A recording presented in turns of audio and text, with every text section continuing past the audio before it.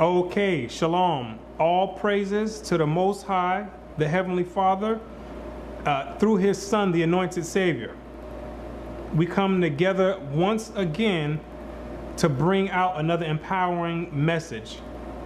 Through the Spirit of the Most High, may the eyes and ears of all the viewers be opened. So what today we're going to touch on is the sequel to the trap of Paul's epistles. The Most High, through the Spirit of the Most High, it was revealed on how we have to be cautious when we're dealing with Paul's epistles.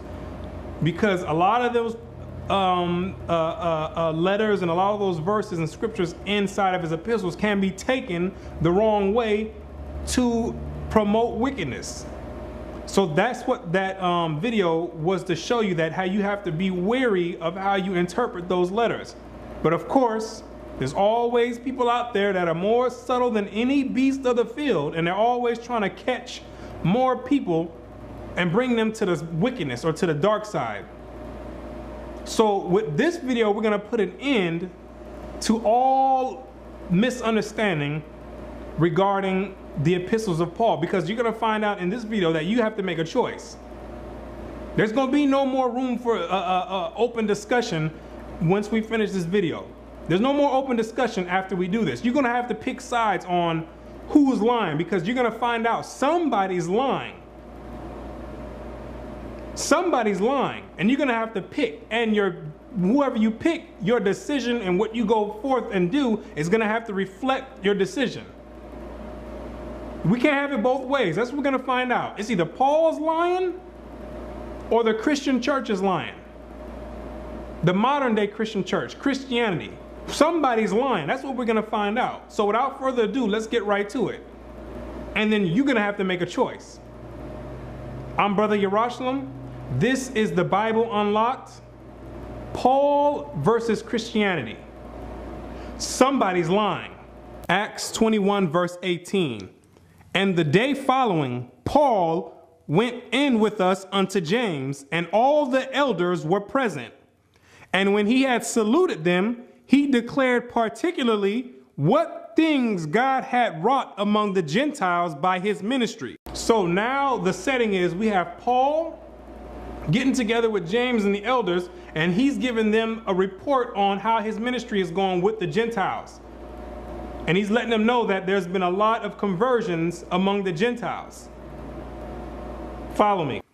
And when they heard it, they glorified the Lord and said unto him, Thou seest, brother, how many thousands of Jews there are which believe, and they are all zealous of the law. Now we have the elders telling Paul their report, saying, can you see how many thousands of Jews there are which believe on Christ? That's what it's referring to. And in addition to that, believing on Christ, they are all zealous of the law. Because you had to have both of them. That's what the disciples of Christ understood. I don't know about today in this modern Christianity, but according to the ones who walk with Christ, you needed to believe and be zealous of the law. You needed to keep God's commandments and believe on Christ. So now they're giving the report back to Paul. So this is what the scenario is that's going on. And they are informed of thee that thou teachest all the Jews which are among the Gentiles to forsake Moses, saying, they ought not to circumcise their children, neither to walk after the customs. And these Jews that believe and keep the law have been hearing these rumors about you, Paul, that you're teaching Israelites that are among the Gentiles that they don't have to keep none of the commandments. You're going to find out that this is the same accusation that the modern Christian church is saying. It's the same thing that Paul's about to go through right now in his trial that we're going to go through. People have been hearing that this brother Paul is going around teaching some Roman Catholicism, that we don't have to keep the commandments. We've been hearing, brother, that you teaching this Christianity, or this modern day Christianity, this Roman Christianity. That's basically what it's saying in a nutshell. Is that what these brothers have been hearing? What is it therefore? The multitude must needs come together, for they will hear that thou art come. The multitude is going to hear that you have come into town, and they're going to want to know what's going on. They're going to want to confront you. You're going to have a lot of people that's getting ready to come. Do therefore this that we say to thee. We have 4 men which have a vow on them. Them take and purify thyself with them. We have 4 men that have a vow on them. What is this vow? It's talking about a Nazirite vow. You read about this in Numbers, the 6th chapter, showing you that the disciples of Christ were still keeping the law after his death. I'm not sure where these people are coming up with this stuff, that as if everyone just start being lawless after Christ's death. They were still keeping the law. 4 men have a vow on them. They're telling Paul, take these men and purify thyself with them. Because you're going to read in Acts 18 verse 18, Paul already had a vow on him as well. Paul took a vow already in 3 chapters, 3 chapters prior. So they're telling Paul, you have a vow already? We have 4 other men that have a vow already. Take these men and purify thyself with them, and be at charges with them, that they may shave their heads, because part of the vow is letting your hair grow. You can't let a razor touch your head. So that's part of the law that Paul was keeping, and the other 4 men were keeping as well. So he says, take them, and the purification process, when they're getting ready to end the vow, then they shave their head to signify the purification.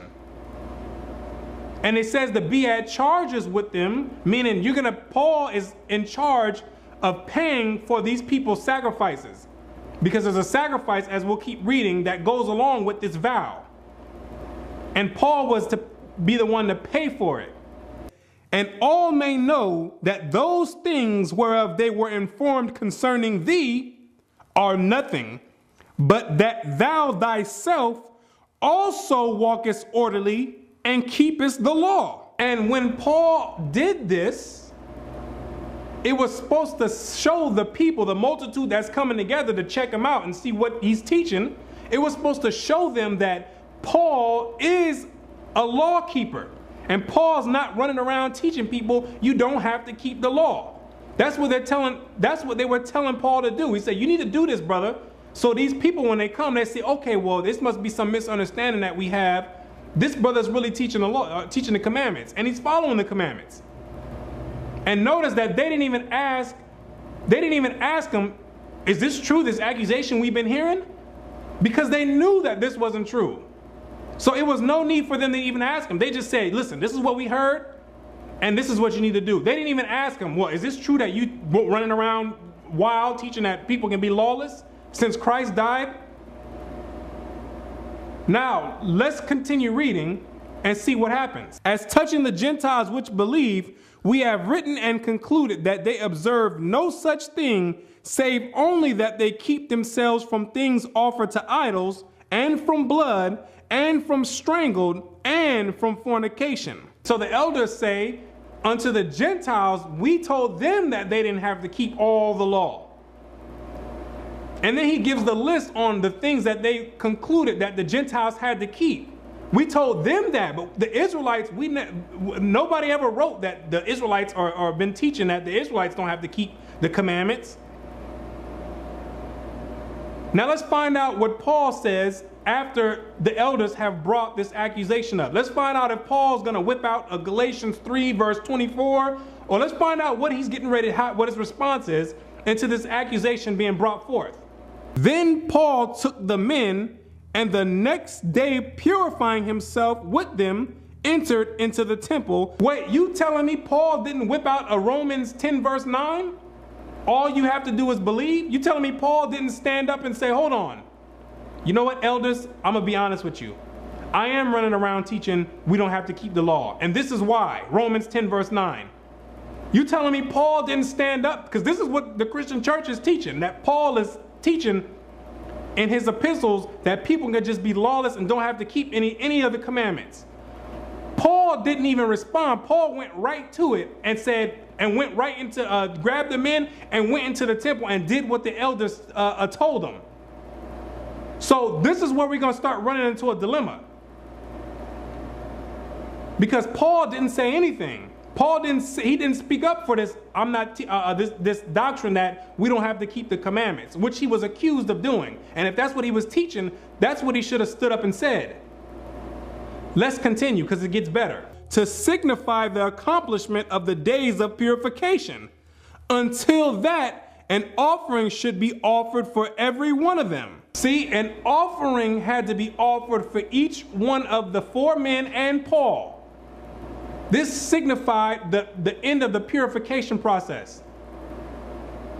What was the sacrifice that needed to be made? You read about it in Numbers 6. Numbers, the 6th chapter. He needed a ewe lamb, a he lamb, a ram, a basket of unleavened bread, cakes mingled with oil, meat and drink offerings. This is what Paul was paying for when it said to be at charges with the 4 men. Paul was paying for that. And now they're getting ready to do the sacrifice. Watch. And when the 7 days were almost ended, the Jews which were in Asia, when they saw him in the temple, stirred up all the people and laid hands on him. Now they caught Paul, the ones that was making these complaints, running around spreading these rumors. They said, there you go right there. That's that brother right there. Yep, I can see him. That's him. Then they stirred up all the rest of the people, and then they went and laid hands on him right before he was getting to finish the vow. So he didn't even get a chance to finish the vow because they snatched him up out of the temple, crying out, "Men of Israel, help! This is the man that teaches all men everywhere against the people. This is the man that's teaching there is neither Jew nor Greek, and that everyone's all equal and it's all one big melting pot, and that it doesn't matter who God's people are anymore." This is the guy teaching. What you're going to find out is the people accusing Paul has the same exact interpretation as the modern Christian church. That's what you're going to find out. Watch. And the law, and he's teaching people that they don't have to keep the law. He's running around here telling people that all they have to do is sit back and believe. They can be homosexuals, they can be thieves, murderers. All they got to do is believe. Don't worry about keeping that law. And this place, and further brought Greeks also into the temple, and hath polluted the holy place. And he's bringing Gentiles into the temple, Greeks, Caucasians or Europeans into the temple and profaning it. Because the custom was that the Gentiles were not allowed to come into the temple. They had to stay on the outer court. You can read about that in Revelations 11 verse 2. The outer court was for the Gentiles. The Gentiles can't come into the temple, to the inner court of the temple. So this was a major offense that they were raising against Paul. Because this offense was punishable by death. So this was not something small. These are not small accusations that they're raising against Paul. They said, this is the man that's doing this. For they had seen before with him in the city Trophimus, an Ephesian, whom they supposed that Paul had brought into the temple. Because they saw Paul in an earlier instance, a few chapters back, with an Ephesian or a Gentile, natural Gentile, Trophimus, and they supposed that he brought this Gentile into the temple. They supposed. They didn't see it. They supposed. But Paul knew better than to bring Gentiles into the inner court, because that was punishable by death. And all the city was moved, and the people ran together, and they took Paul and drew him out of the temple, and forthwith the doors were shut. And they drew Paul out of the temple, snatched him by his afro and everything, grabbed him straight up out of the temple, say, "Come on over here. You the one who's been doing this. Come on out."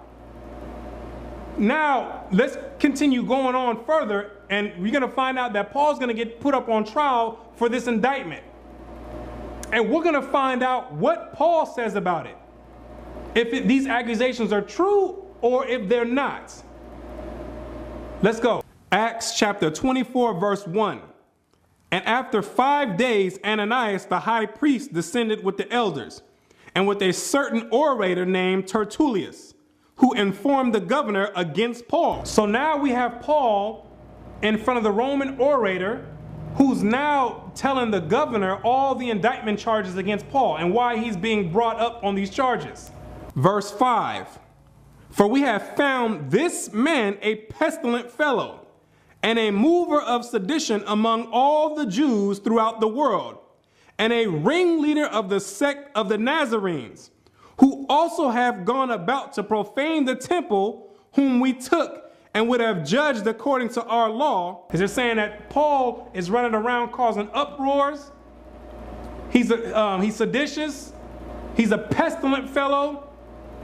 And that this brother is just problematic. So we need to find something to charge him with, because he's running around causing all these problems. But the chief captain Lysias came upon us, and with great violence took him away out of our hands. Then Paul, after the governor had beckoned unto him to speak, answered, For as much as I know that thou have been of many years a judge unto this nation, I do more cheerfully answer for myself. So now finally, after all this ruckus, Paul's standing in front of the governor, and he's finally, for the first time, getting his chance to finally say something. He says, I'm going to answer for myself. So it doesn't matter what anybody else is talking about right now. All the accusations that's being brought forth, we're going to find out what Paul says out of his own mouth. We're going to find out if Paul was teaching you don't have to keep the commandments, or if they were lying on him. Let's find out from the horse's own mouth. Because that thou mayest understand that there are yet but 12 days since I went up to Jerusalem for to worship. And they neither found me in the temple disputing with any man, neither raising up the people, neither in the synagogues nor in the city.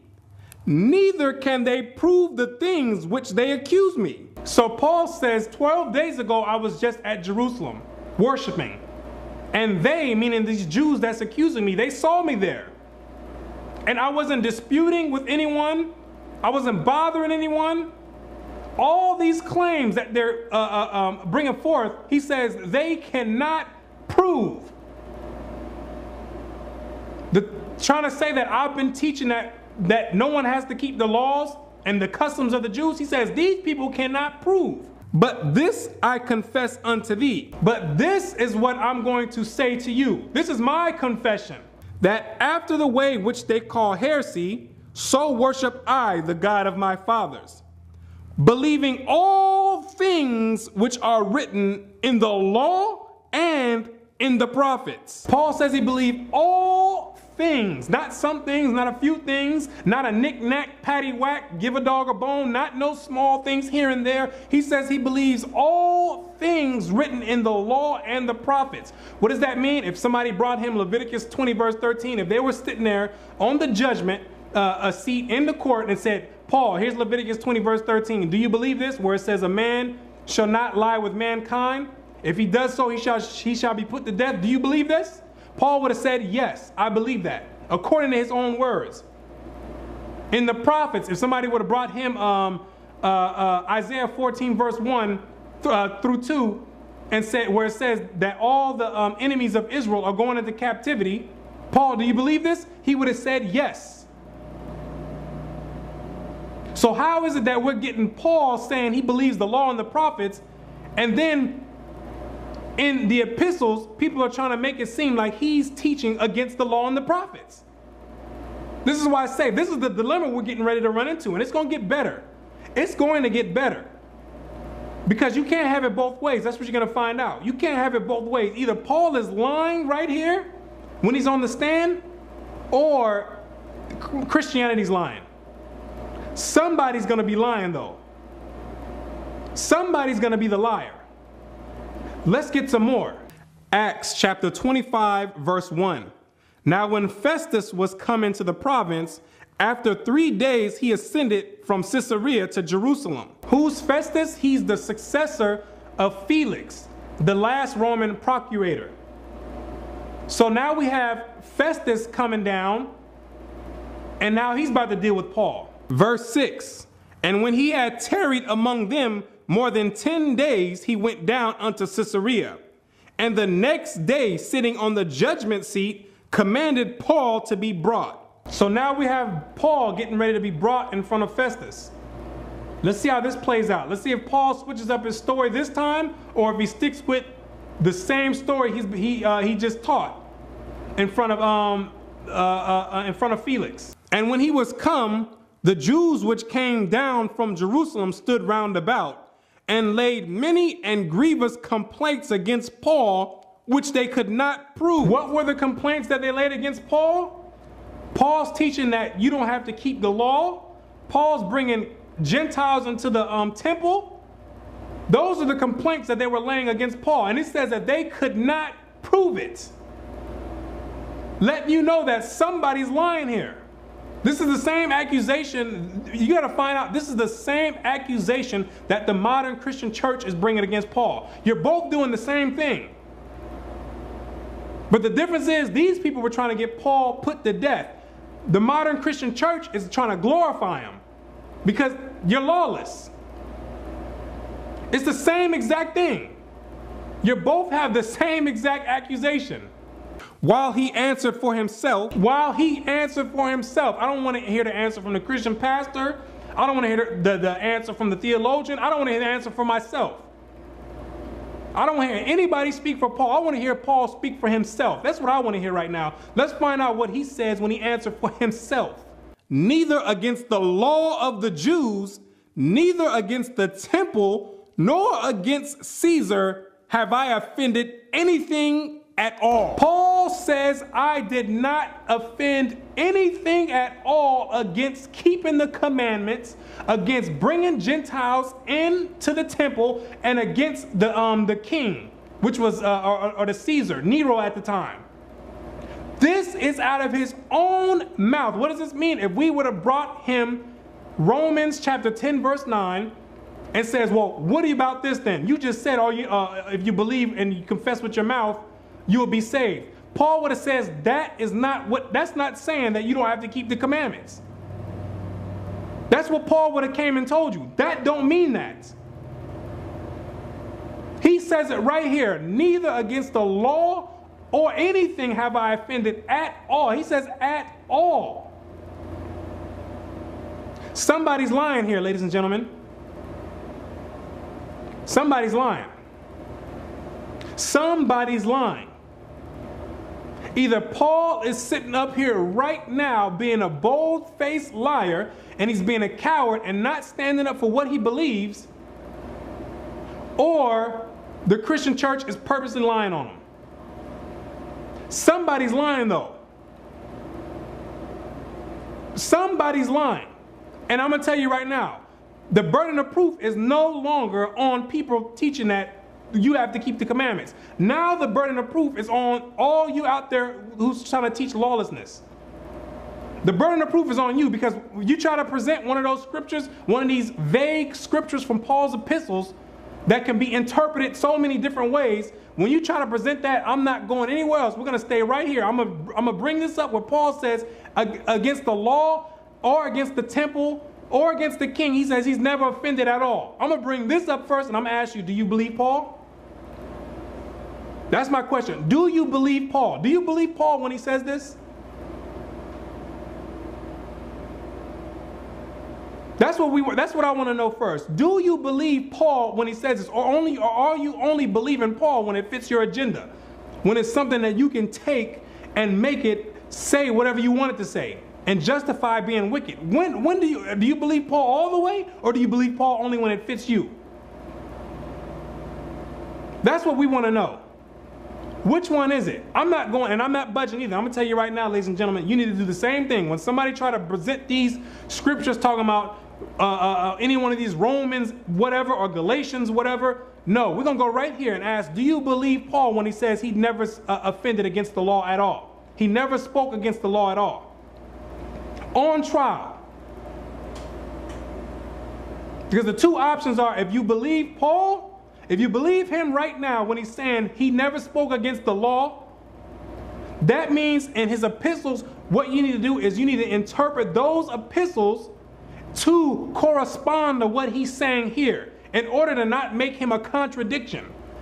Because now he's contradicting himself and he's being the devil, if that's the case. Now you're being the devil.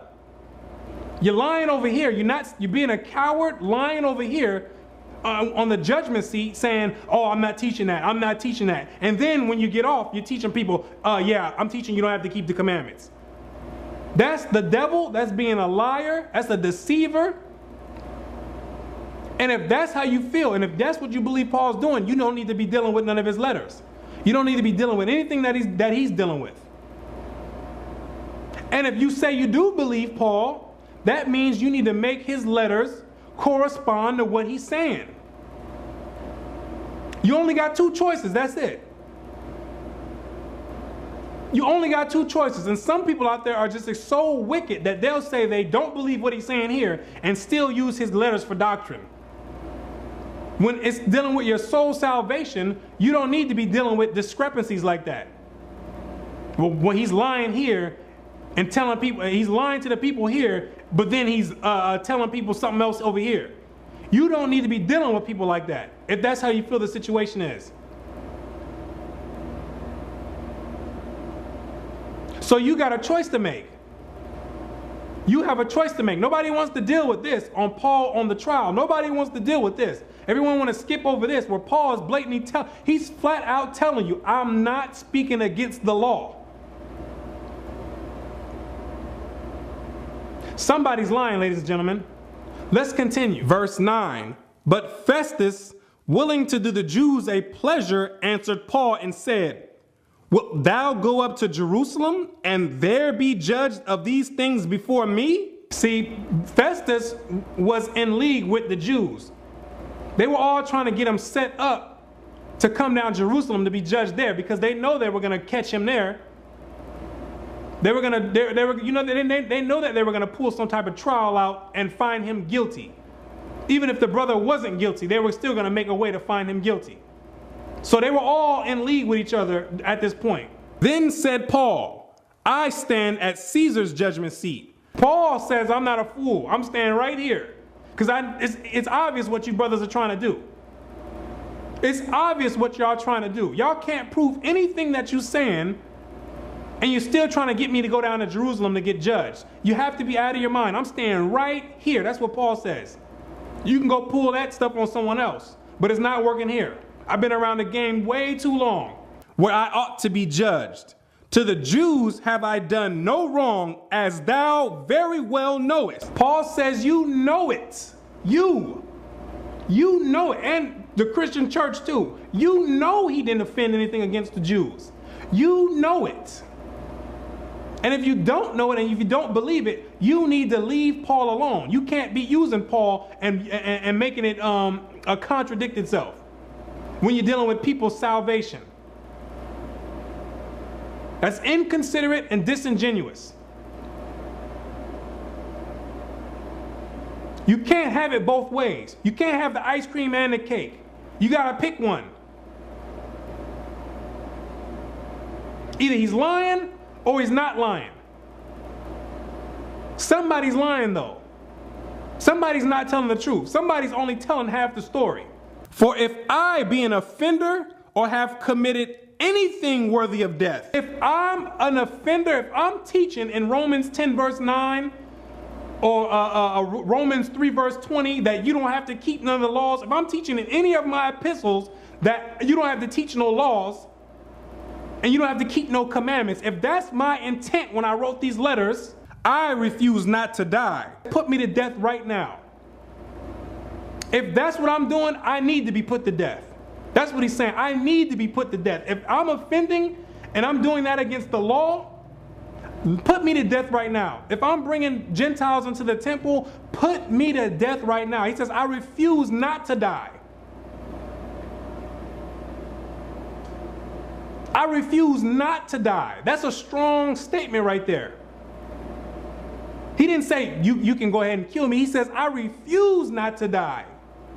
Meaning, go ahead and take me, man. If that's what I'm doing, go ahead and take me because I need to be put to death. Because Paul says he believed everything in the law and the prophets.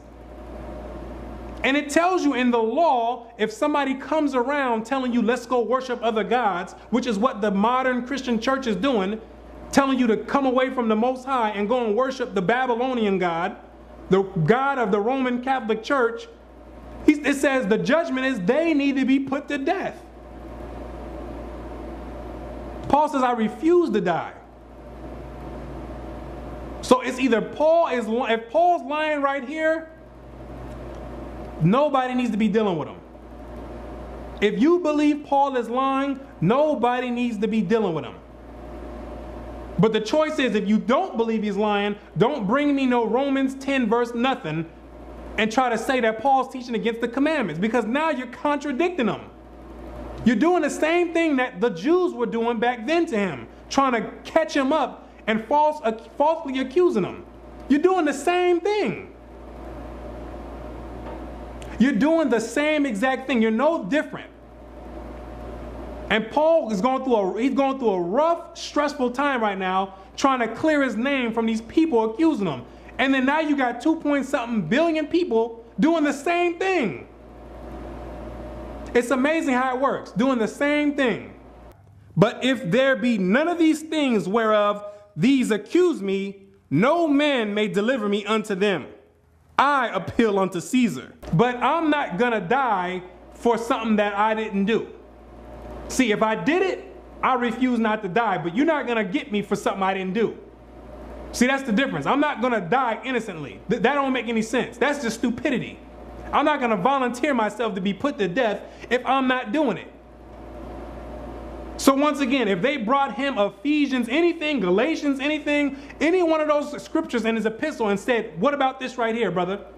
You just said right here, we're not justified by the law, we're under grace. What does that mean? He would have said, that does not mean you don't have to keep the law. That's what he would have said. And then he would explain to them what he was saying or what his intent was. He says, I'm not dying like a dummy. You're going to have to bring up some legit accusations and be able to prove them if I'm going to willingly get put to death. That's the story of Paul, ladies and gentlemen. That's Paul's conclusion of the whole matter. That's what Paul says out of his own mouth. Paul says, I'm not teaching against the commandments. These people are accusing Paul of teaching against the commandments, but Paul out of his own mouth is saying, I'm not doing that. So we got two choices to make, and nobody's going to get off the hook with this. We're not going anywhere else. I'm telling you, I'm dead serious with this. We're not going anywhere else. I want to know what you believe. I want to know if you really believe Paul. This is where you're going to uncover all these hidden demons that's inside of people. They're going to start coming out and manifesting themselves. And trust me, I've seen it already. You think people believe in the scriptures and believe in the Bible one moment, then once the truth start coming out, all of a sudden they don't believe anymore. All of a sudden the book is full of myths, full of fairy tales, and all this other extra stuff. They don't believe anymore. I've seen it personally. Because that's what the truth does. It start digging demons out that are laying dormant within you. Because there's a lot of demons that's getting ready to come out now that there's no way, there's no back door to run out of on this now. Because now you're trapped in a corner. See, that's how the Most High is giving the wisdom out in these last days, where we're going to have to make decisions. Your faith is going to have to be tested. What you believe in is going to have to be tested. There's no escaping it. What do you believe?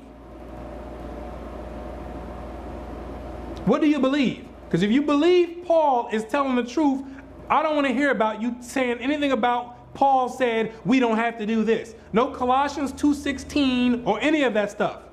Interpret it the way it was meant to be interpreted, to reflect what he said here on the judgment seat.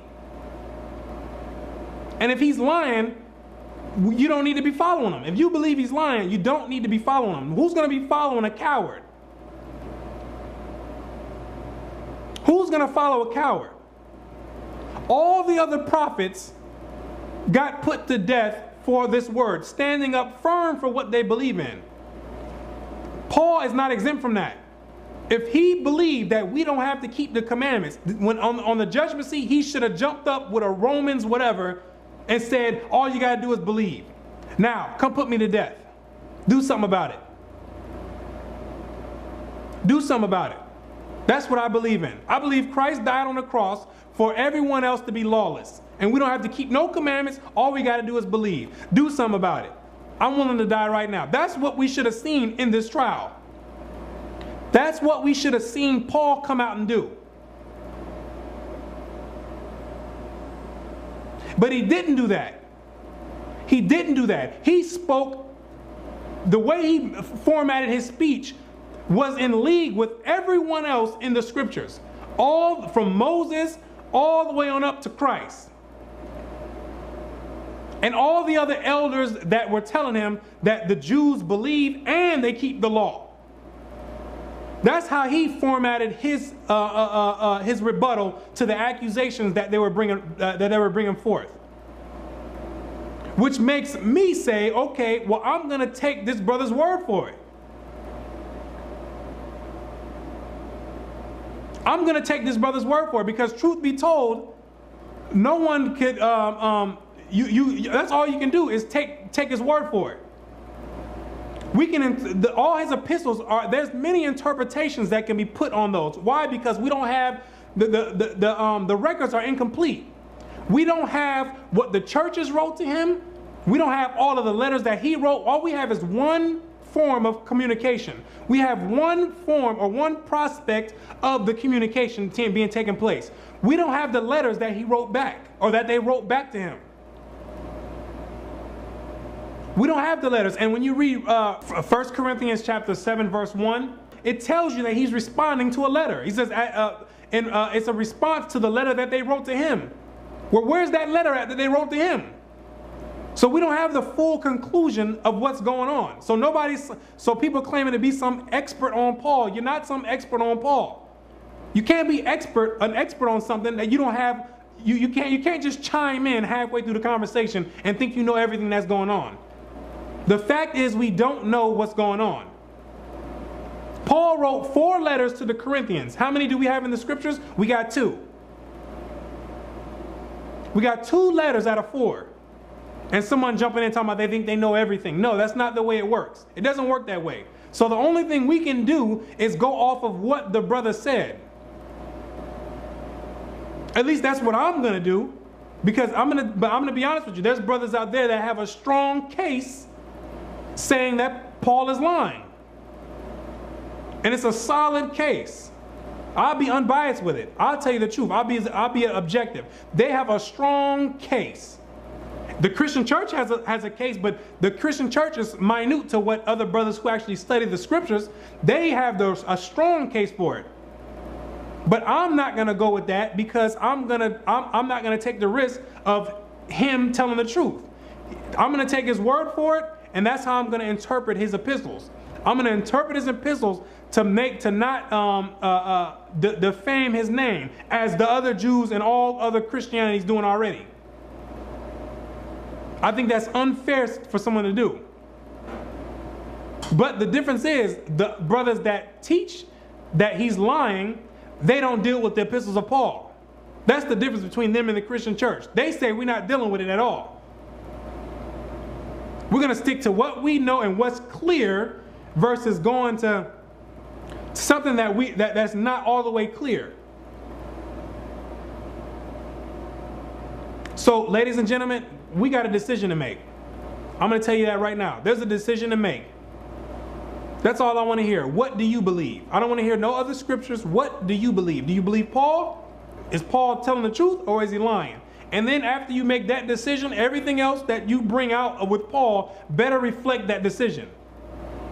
Until next time, we give praise and honor to the Most High. I'm Brother Yerushalayim, and I say, Shalom.